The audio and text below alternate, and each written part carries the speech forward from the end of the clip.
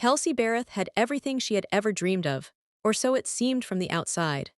She was a licensed pilot, a devoted mother, and a woman who had worked hard every single day of her life to build something meaningful. But on a quiet November morning in 2018, she walked into a grocery store to buy ingredients for a Thanksgiving dinner, and then she simply vanished. What investigators uncovered over the weeks and months that followed would shake an entire community to its core, and even the most seasoned detectives on the case admitted they had never encountered anything quite like it. Kelsey Barrett was born on September 15, 1989, in Moses Lake, Washington, a small agricultural city nestled in the central part of the state, where wide open fields stretched out in every direction, and the horizon seemed to go on forever. She grew up on a family farm alongside her parents and her older brother, and from the time she was very young, Kelsey threw herself into the rhythms of farm life. She helped with the animals, the land, and the endless cycle of work that came with raising crops. But there was one thing on that farm that captured her imagination more than anything else, and that was the agricultural aircraft that would sweep low over the fields, dusting the crops with seed or spray in long, graceful passes across the sky. Kelsey would stand and watch those planes with wide, wondering eyes, and from a very early age, she made herself a promise that one day she would be the one in the cockpit. That dream never faded.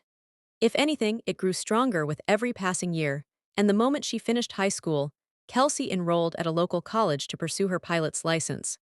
She trained with discipline and dedication, and when she earned her certification, she wasted no time putting it to use. She took a position as a flight instructor at a local aviation school, teaching others the skills and the confidence to take to the skies, while still making time to help her family on the farm.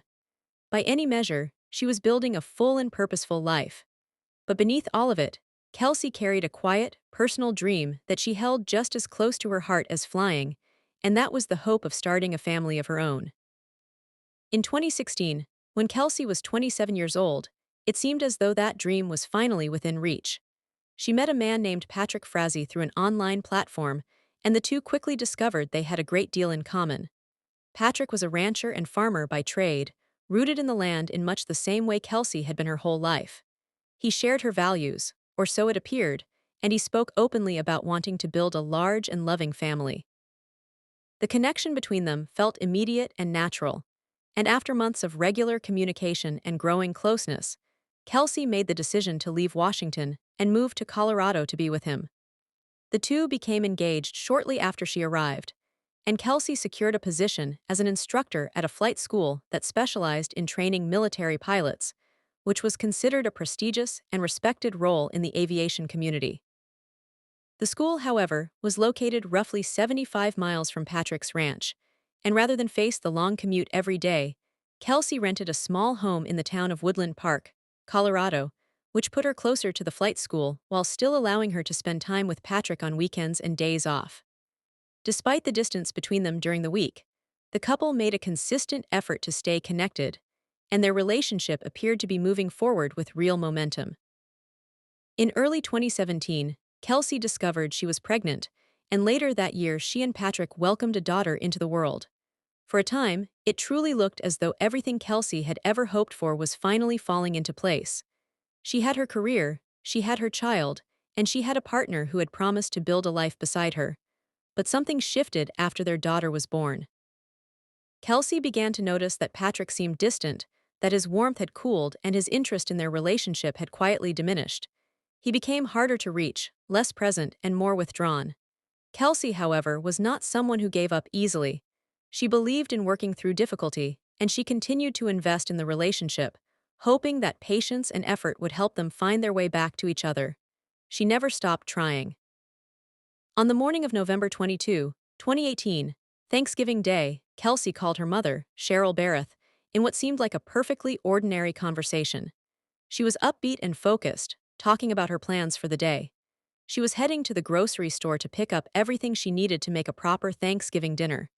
It was a routine, familiar kind of call, the sort that families share dozens of times over the years without thinking twice about it.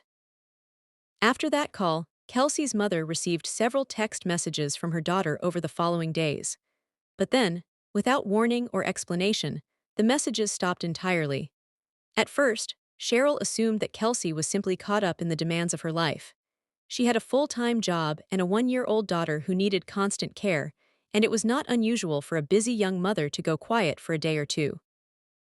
But as the silence stretched on and Cheryl's calls went unanswered, a quiet dread began to settle in. She reached out to Kelsey's older brother, and he told her that he too had been unable to reach his sister for several days. That was when Cheryl decided to call Patrick. Patrick's response did not bring her any comfort. He told Cheryl that he and Kelsey had ended their relationship on Thanksgiving Day, more than a week earlier.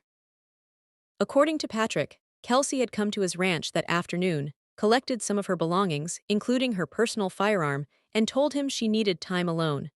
She had left their daughter with him, he said, and had not been in contact since. He suggested that Kelsey had been acting strangely in the weeks before their breakup and expressed concern that she might have done something to harm herself. Cheryl found the story deeply unconvincing. She had spoken with Kelsey on the very morning Patrick claimed the breakup had occurred, and her daughter had given no indication whatsoever that she was ending a relationship. She had been cheerful and grounded, talking about cooking dinner. A woman in the middle of a painful separation does not typically call her mother to discuss Thanksgiving recipes. Cheryl asked Patrick to drive to Kelsey's home in Woodland Park and check on her. Patrick agreed, but said he needed to finish some work on the ranch first. He never called back. Unwilling to wait any longer, Cheryl contacted law enforcement and reported her daughter missing. Officers were dispatched to Kelsey's residence where they found her vehicle parked outside. There was no answer at the door. Because they lacked the legal authority to enter without a warrant, the officers were limited in what they could do, but they did speak with Patrick, who repeated the same account he had given Cheryl. He told officers that Kelsey had voluntarily left and wanted to be by herself. He mentioned that she had taken her firearm with her, and again raised the possibility that she might be a danger to herself. Investigators filed their report and noted the situation, but the case had not yet risen to the level of a formal missing persons investigation. That changed when Cheryl and her son flew to Colorado and made the decision to stay at Kelsey's house while they searched for answers. From the moment she walked through the door, Cheryl felt that something was not right. She could not immediately identify what it was, but the feeling was undeniable. Then her son went to use the bathroom and noticed something disturbing on the inside of the toilet, a reddish stain that did not belong there. He brought it to the attention of law enforcement, and a closer examination confirmed that it was in fact blood. The discovery prompted investigators to authorize a thorough forensic sweep of the property, something that had not been done during the earlier walkthrough. Technicians applied luminol, a chemical compound used by forensic specialists to detect the presence of blood even when it has been cleaned or is invisible to the naked eye, and what the luminol revealed was staggering. The bathroom lit up with traces of blood across multiple surfaces.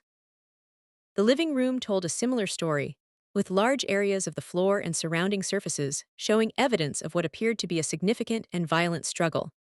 Samples were collected and rushed to a laboratory for analysis, and the results confirmed that the blood belonged to Kelsey. But the evidence did not stop there. Among the biological samples collected from the scene, analysts identified 2 additional and unknown DNA profiles, one belonging to a male and one belonging to a female. Investigators now believed with a high degree of certainty that Kelsey had not disappeared of her own accord. They believed she was dead. With that grim conclusion as their new working premise, detectives turned their full attention to identifying the sources of those 2 DNA samples. Patrick Frazee was their primary focus from the beginning. His account of events had raised red flags from the very first conversation, and now with the weight of forensic evidence behind them, investigators pressed him harder. He submitted to questioning, but offered nothing useful and maintained his original story. Detectives also noted something significant in Patrick's phone records. He had placed multiple calls to a number with an Idaho area code, both before and after Kelsey's disappearance.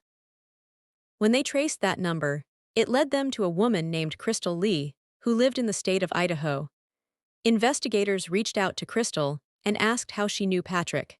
She told them that the 2 of them were co-owners of several horses and had a business relationship built around those animals. When asked when she had last seen him in person, she initially said she could not recall, but eventually acknowledged that she had traveled to Colorado around the time of Thanksgiving to discuss the potential purchase of another horse. She added that the drive from Idaho had turned out to be longer than expected due to a detour, and she had borrowed a friend's car for the trip, rather than taking her own, explaining that the borrowed vehicle was more fuel efficient. Investigators also asked whether she knew Kelsey Barrett. Crystal said she had only heard the name through news coverage and had never met the woman personally. Detectives found several elements of her account hard to accept. The distance from Idaho to Colorado was substantial, making a round-trip drive for a horse purchase seem disproportionate. And the claim that she had never heard of Kelsey in any context other than news reports, despite her close and ongoing relationship with the woman's fiancé, seemed equally unlikely. Detectives began looking more carefully into Crystal's personal history and discovered that she had recently finalized a divorce. They contacted her former husband, and what he told them was far more revealing than anything Crystal herself had offered. According to him, Crystal and Patrick Frazee had a long and complicated romantic history. Patrick had been Crystal's first serious relationship, and even after she married someone else, the two had never fully let go of each other. He told investigators that the romantic relationship between Crystal and Patrick had continued on and off even after Crystal's marriage, and that as recently as 2017, when Patrick was engaged to Kelsey, Crystal and Patrick had still been seeing each other. The former husband also disclosed something that immediately caught investigators' attention. He said that when Crystal traveled to Colorado around Thanksgiving, she had initially told him she was visiting friends. It was only after police contacted her that she admitted to him she had actually been in Colorado during that time. And then, on December 4th, she asked him to take her to purchase a new cell phone because she claimed she had lost her old one. Detectives immediately recognized the significance of that date. It was the same day that the signal from Kelsey's phone had last been recorded in the area of Lowell, Idaho, placing it in proximity to where Crystal lived. That was enough to obtain a warrant for Crystal's DNA. Investigators traveled to Idaho and collected the sample. While they waited for the results, they also followed up on the borrowed car, tracking down the friend who had lent it to Crystal for the Colorado trip. That friend gave her consent for investigators to examine the vehicle and mentioned that she kept a firearm in the car. Detectives located the weapon, but found that it was missing one round. The friend stated clearly that the firearm had been fully loaded when she handed over her keys, and she had no explanation for the missing bullet. Then came the conversation that changed everything. Investigators spoke with another of Crystal's close friends, a woman named Michelle, and what Michelle told them reshaped the entire trajectory of the case. Michelle said that in late October 2018, roughly a month before Kelsey vanished, Crystal had called her in a state of extreme distress. According to Michelle, Crystal described, through tears, a request that Patrick had made of her. He had reportedly asked Crystal to end Kelsey's life on his behalf. He framed the request by claiming that Kelsey was mistreating their young daughter and that he could not handle the situation himself because suspicion would fall on him immediately. Michelle said she had urged Crystal in the strongest possible terms to go to the police, but Crystal never made that call. Armed with Michelle's account, with the forensic evidence from the house, with the phone records, and now awaiting the DNA results, investigators were building a case they believed was airtight. And then Crystal called them. She said she had retained an attorney and was prepared to cooperate in exchange for consideration regarding the charges against her. What she then described was a chilling and deeply troubling sequence of events. According to Crystal, it was Patrick who had taken Kelsey's life inside her own home on Thanksgiving Day 2018, and it was Crystal who had returned to that home afterward to clean away the evidence. Crystal explained that Patrick had been scheming to remove Kelsey from his life for months. His stated justification was a claim that Kelsey was an unfit mother who used alcohol and substances, but investigators believed the true motivations were more cold and calculated. Patrick's relationship with Kelsey had deteriorated past the point of repair, and more pressingly, he was facing serious financial difficulties that put parts of his ranching operation at risk. He wanted out of his obligations to Kelsey, and he had decided that the most permanent solution was the most extreme one. According to Crystal's account, the planning had begun approximately 2 months before Thanksgiving. The first scheme involved Crystal using her professional knowledge as a nurse to obtain a controlled substance and secretly add a fatal dose to a cup of Kelsey's favorite coffee. Because Crystal and Kelsey had never met, Patrick devised a cover story under which Crystal would pose as a new neighbor getting acquainted with people in the area. In September 2018, Crystal arrived at Kelsey's door with a coffee. The two women exchanged pleasantries, and Kelsey accepted the drink. But Crystal could not go through with it. She had told Patrick she would do it, but standing there in front of a real person who had done nothing to her, she froze. The first attempt failed. Patrick then constructed a second plan. He arranged for a length of iron pipe to be left at his ranch for Crystal to collect, and he directed her to go to Kelsey's home and use it. Crystal drove over 1,000 miles from Idaho to Colorado, picked up the pipe, and drove to Kelsey's neighborhood. But once again, when the moment arrived, she found herself unable to act. She returned to Idaho without completing what Patrick had asked of her. A third attempt followed a similar pattern, this time with a baseball bat left in place of the pipe, and once again Crystal drove the distance, approached the situation, and ultimately could not bring herself to follow through. After 3 failed attempts, Patrick concluded that he would have to act on his own. According to Crystal, on the afternoon of Thanksgiving Day, Patrick arrived at Kelsey's home in Woodland Park. Their daughter was there with them. Investigators believe that at some point during that visit, while the little girl was in another room, Patrick fatally attacked Kelsey inside her own home. He then placed Kelsey's remains inside a large container and loaded it into the back of his truck.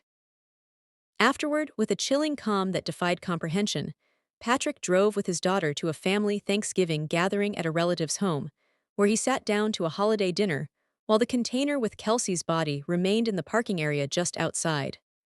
After the meal, Patrick drove the container to a small barn he was renting near the town of Cripple Creek, Colorado, where he left it for several days. That same night, he called Crystal, and without saying explicitly what had happened, described the condition of Kelsey's home in terms that made it immediately clear to her that he had carried out the act. Crystal, who would later claim she acted out of fear rather than willingness, borrowed her friend's car, gathered a large supply of cleaning materials, and drove from Idaho to Colorado. She would later tell investigators that she feared Patrick and believed her own safety and the safety of her children were at risk if she refused to help him. Patrick called her again while she was en route and told her to pay close attention to a specific detail he had not been able to locate at the scene: a single tooth, which he was worried might be discovered during any search of the home. When Crystal arrived at Kelsey's house, the scale of what she encountered was overwhelming. She spent more than 4 hours working to clean the home, scrubbing surfaces, treating walls and flooring, and trying to erase any trace of what had occurred. Despite her efforts, certain areas proved impossible to fully clean, so she collected the items that could not be decontaminated, sealed them in garbage bags, and transported them in the borrowed car. After finishing at the house, she met Patrick at a gas station where he filled a canister with fuel. Together, they drove to the barn at Cripple Creek, collected Kelsey's remains, transported them to Patrick's ranch, and destroyed them in a fire. Investigators would later note that at some point while the fire was burning, a woman believed to be Patrick's mother emerged from the nearby farmhouse and observed the scene for a period of time before going back inside.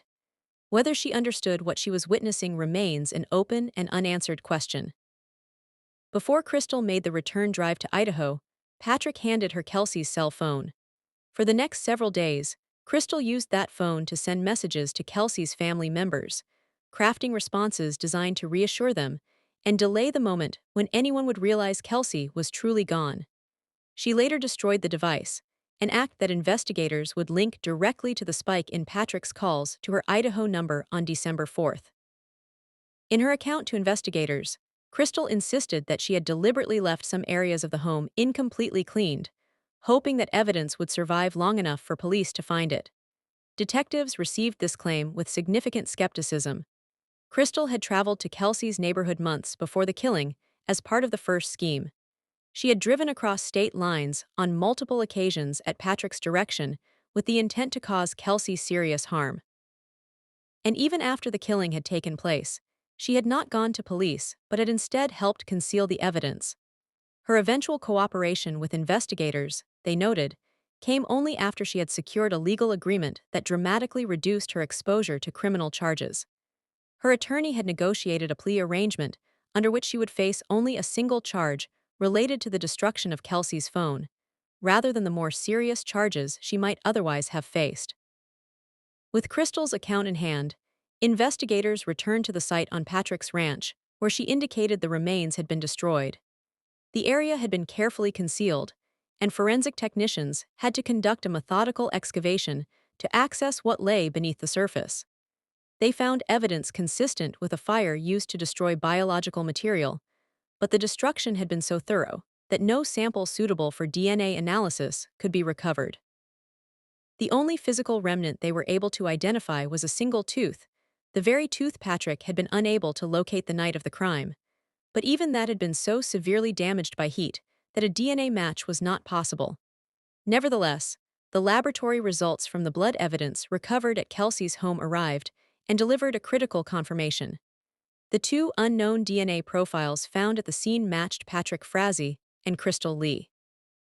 With that result in hand, along with Crystal's detailed account, the recorded phone activity, the surveillance footage, and the timeline of movements established by cell phone location data, investigators had assembled a case they were confident would hold in court. Patrick Frazee was arrested and formally charged with first-degree murder. Over the following year, while Patrick remained in custody and steadfastly refused to acknowledge any wrongdoing, prosecutors prepared their case meticulously. The evidence they had gathered was layered and corroborating from multiple independent sources. Cell phone location data placed Patrick inside Kelsey's home for a period of several hours on Thanksgiving Day, directly contradicting his claim that he had only briefly stopped by to pick up his daughter. Surveillance footage from a neighbor's security camera confirmed that Patrick had entered the home with the child in the early afternoon and had not emerged until hours later. The same data showed that Kelsey's phone, which Patrick maintained she had taken with her when she left him, had in fact been traveling alongside Patrick's own device for days after her disappearance, never separating from it until Patrick handed it off to Crystal. Traffic and surveillance cameras positioned along the route between Woodland Park and Cripple Creek captured footage of Patrick's truck with the container visible in the cargo area, consistent with the route Crystal had described. Another camera at a fuel station captured Patrick and Crystal together as they filled the canister that night. At trial, additional testimony added further texture to the picture prosecutors had painted. An employee from a cell phone provider told the court that on the very day police had collected phones from Patrick as part of their investigation, a man matching Patrick's description had visited the store and asked staff whether there was a way to remotely erase all data from a smartphone. The timing of that inquiry was not lost on the jury. A fellow inmate who had shared a cell block with Patrick during his pretrial detention also came forward and testified that Patrick had spoken openly about a list of people he intended to harm if given the opportunity. That list reportedly included Crystal, her former husband, and Kelsey's mother. Faced with this body of evidence, the jury did not deliberate long. They returned a unanimous verdict of guilty on the charge of first-degree murder. The judge sentenced Patrick Frazee to life in prison with no possibility of parole, with an additional 156 years tacked on to reflect the gravity and the deliberate planning behind the crime. It was a sentence that ensured he would never again walk free. Crystal Lee, under the terms of her cooperation agreement, was sentenced to 3 years in prison on the single charge of evidence tampering related to the destruction of Kelsey's phone. The judge later reduced that sentence further, allowing for the possibility of early release after serving approximately 1 year. She has long since been released. The disparity between the consequences she faced and the full scope of her involvement in the events surrounding Kelsey's death left many people, including those who loved Kelsey, with a deep and lasting sense of injustice. In the years since Kelsey's death, her family has worked to carry her memory forward in a way that honors who she was and what she cared about most.